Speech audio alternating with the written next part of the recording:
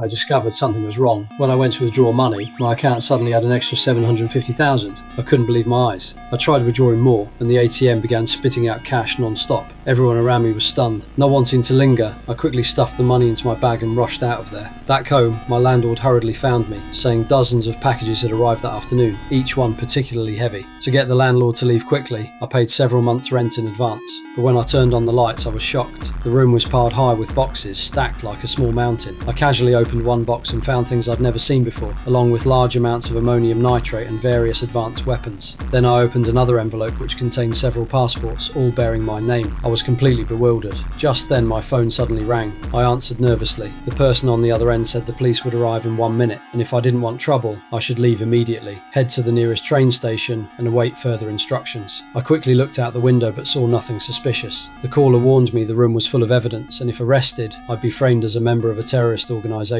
I tried to ask who the caller was when a flashbang flew in. Police crashed through the windows. I tried to escape, but the doorway was already surrounded, and I was quickly subdued by the police. I was taken to a counter-terrorism interrogation room. I insisted I'd been framed and didn't know where the things in my room came from, but the police didn't suspect me. They were certain I was innocent because they'd already investigated my background. They suspected everything was connected to my brother, but I said we hadn't been in contact for years, and besides, I'd just buried my brother yesterday. The police, extremely frustrated by my lack of cooperation, turned and left, leaving me alone to think. Just then the interrogation room received a fax from the Department of Justice, authorising me to make one phone call. It seemed higher-ups had received more important information, but no one expected that mysterious voice to appear on the phone again. Now they ordered me to get down immediately. While I hesitated, 2 seconds.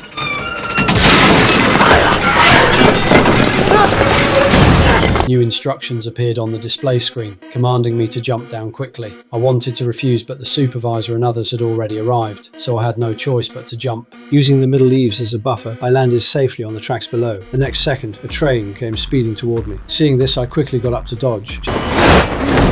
Just as I was about to stand, new instructions appeared on the display screen again, telling me to board the train quickly. But shortly after I sat down, I heard the phone of the man next to me ringing incessantly. Curious, I looked and was surprised to find it was a call from the mysterious person. But I was already out of danger and had no intention of being manipulated anymore. So during a stop, I simply switched trains. I thought this would shake off the tracking, but the next second, the mysterious person called again. I hung up immediately. The train suddenly braked hard, then began rapidly reversing. My phone rang again, and I had no choice but to answer. The mysterious person ordered me to get off at the next stop, Wilson Station, where a black Porsche would be waiting at the exit, but I didn't want to do this anymore and hung up again. The next second, everyone's phones in the carriage started ringing.